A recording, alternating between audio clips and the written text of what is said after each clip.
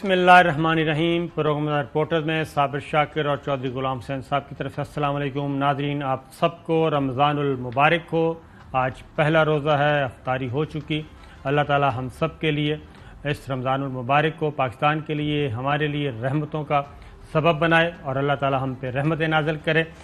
آج کا دن بڑا ہی امپورٹنٹ تھا اور وزیر اعظم عمران خان کے خلاف تحریک عدم اعتماد تھی اور 99% لوگوں کا یہ خیال تھا، 99.99% لوگوں کا خیال تھا کہ وزیر اعظم عمران خان آج تحریک عدم اعتماد کا شکار ہو جائیں گے اور وہ اسمبلی میں ہار جائیں گے، اور کسی کے وہم و گمان میں بھی نہیں تھا کہ معاملہ اس کے بالکل برعکس ہوگا اور وزیر اعظم عمران خان، جن کا پولیٹیکل بیک گراؤنڈ نہیں ہے، جن کے بارے میں پولیٹیکل پنڈتس کا کہنا ہے کہ وہ تو ایک کھلاڑی ہے، کرکٹ کھیلتا ہے، ابھی تو اس کو پالیٹکس کی الف بے بھی نہیں پتہ، اسے کیا پتہ سیاست ہوتی کیا ہے۔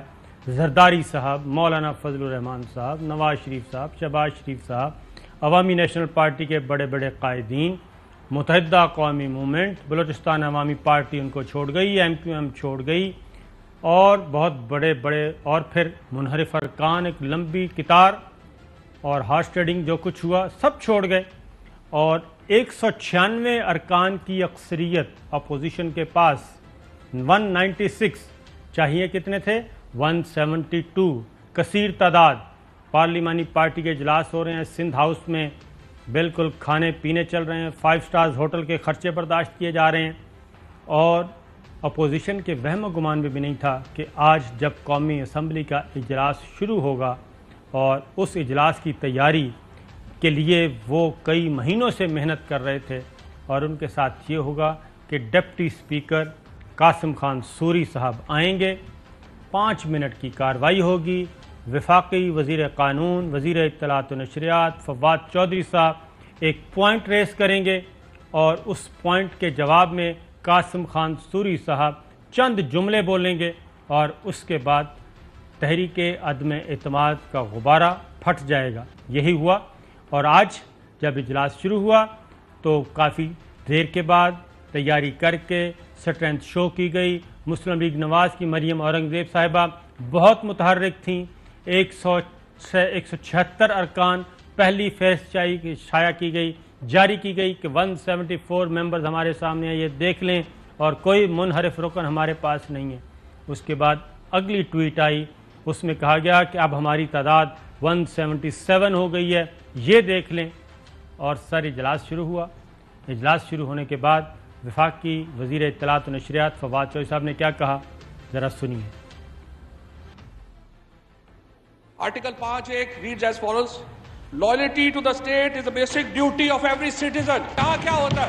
7 مارچ کو ہمارے ایک سفیر صاحب کو ایک آفیشیل میٹنگ میں طلب کیا جاتا ہے۔ اس میٹنگ میں ہمارے سفیر کو بتایا جاتا ہے کہ عمران خان کے خلاف ایک عدم اعتماد پیش کی جا رہی ہے۔ عدم اعتماد اس وقت تک پاکستان میں نہیں آتی، 8 مارچ کو آتی ہے۔ اس وقت تک پاکستان میں بھی کسی کو نہیں پتا عدم اعتماد۔ یہ ایک افیکٹو آپریشن ہے جناب اسپیکر، رجیم چینج کا بائی اے فارن گورنمنٹ۔ یہ فیصلہ عدم اعتماد کا نہیں ہے، آرٹیکل 5 کا ہے۔ اسپیکر صاحب، کیا یہ 22 کروڑ لوگوں کی یہ ریاست اتنی نحیف و نزار ہے کہ باہر کی طاقتیں یہاں پر بیٹھ کر حکومتیں بدل دیں؟ میری آپ سے درخواست ہے، پہلے ہمیں بتایا جائے کہ کیا بیرون ملک کی مدد سے رجیم چینج کی جا سکتی ہے پاکستان میں؟ کیا یہ آئین کے آرٹیکل 5 کی خلاف ورزی ہے یا نہیں ہے؟ رولنگ اس کے اوپر آنی چاہیے اسپیکر صاحب کہ آرٹیکل 5 کے یہ متصادم ہے یا نہیں ہے۔ پہلے آپ اس کی کانسٹیٹیوشنلٹی طے کریں، پھر آگے بڑھیں۔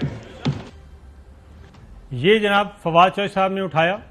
اپوزیشن کی آج پالیسی تھی کہ حکومت کی طرف سے جوتے بھی پڑ جائیں تو بولنا نہیں ہے، کیونکہ اگر بولے تصادم ہوا تو حکومت کو موقع ملے گا، اسپیکر کو موقع ملے گا، اور وہ اجلاس سے کارروائی ملتوی کر دیں گے، ہماری ووٹنگ وہیں کی وہیں رہ جائے گی۔ لہذا اپوزیشن خاموش، انتہائی شریف بچے بن کے بیٹھی رہی۔ Deputy speaker Qasim Khan sorry میدان میں اترے، انہوں نے کیا کہا؟ جی، وزیر اعظم پاکستان کے خلاف اپوزیشن نے عدم اعتماد کی تحریک 8 مارچ 2022 کو پیش کی تھی۔ عدم اعتماد کی تحریک کا آئین، قانون اور رولز کے مطابق ہونا ضروری ہے۔ کسی غیر ملکی طاقت کو یہ حق نہیں کہ وہ سازش کے تحت پاکستان کے عوام کی منتخب حکومت کو گرائے۔ وزیر قانون نے جو نکات اٹھائے ہیں وہ درست ہیں، ویلڈ ہے، لہٰذا میں رولنگ دیتا ہوں کہ عدم اعتماد کی قرارداد آئین اور قومی مختاری و آزادی سے منافی ہے اور رولز اور ضابطے کے خلاف ہے۔ یہ قرارداد میں مسترد ڈسالاؤ کرنے کی رولنگ دیتا ہوں۔ ایوان کی کارروائی فروغ کی جاتی ہے۔ فرمان میں اسلامی جمہوریہ پاکستان کے دستور کے آرٹیکل 54 کی شق 3 کے تحت تجویز کردہ اختیارات کو بروقار لاتے ہوئے قومی اسمبلی کا جمعہ 25 مارچ 2022 کو طلب کردہ اجلاس اس کے کام کے اختتام پر بذریعہ حاضر برخاست کرتا ہوں۔ اسد قیصر، اسپیکر قومی اسمبلی۔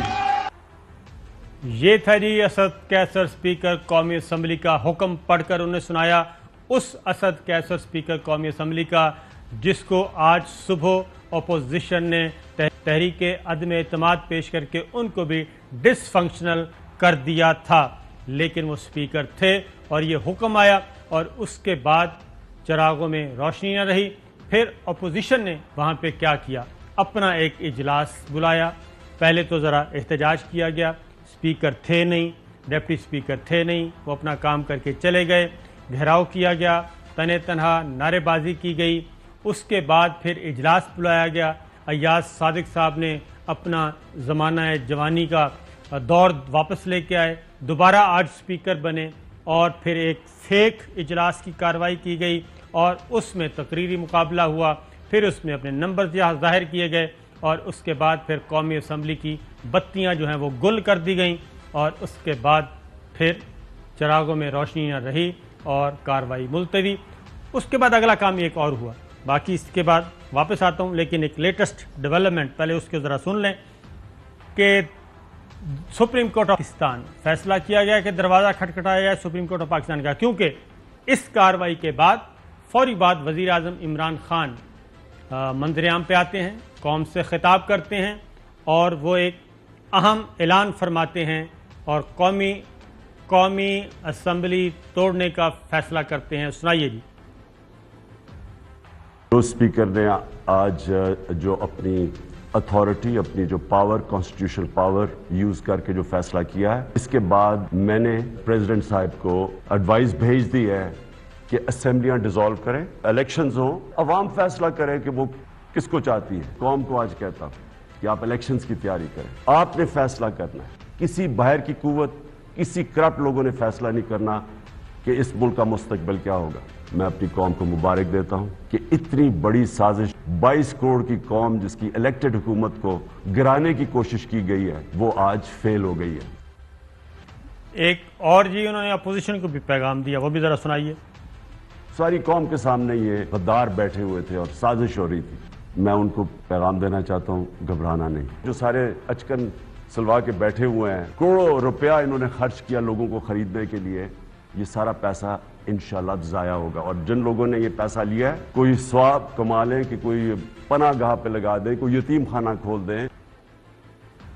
یہ کیا جناب۔ اس کے بعد پھر اسمبلی توڑنے کی ایڈوائس پریزیڈنٹ آف پاکستان کو بھیجی گئی پرائم منسٹر آف پاکستان کی طرف سے، ضابطے کی کارروائی پوری کرتے ہوئے، اور اس کا پیراگراف نمبر 7 تھا جس میں جو سمری بھیجی گئی پریزیڈنٹ آف پاکستان کو، پیراگراف 7 تھا کہ جناب تازہ ترین جو پولیٹیکل سچویشن ہے وہ ایسی ہے کہ تقاضا کرتا ہے یہ وقت کہ لوگوں کے پاس جایا جائے، لوگوں کی ول معلوم کی جائے، جنرل الیکشن کروائے جائیں، اور clause 1 of article 58 read with clause 1 of article 48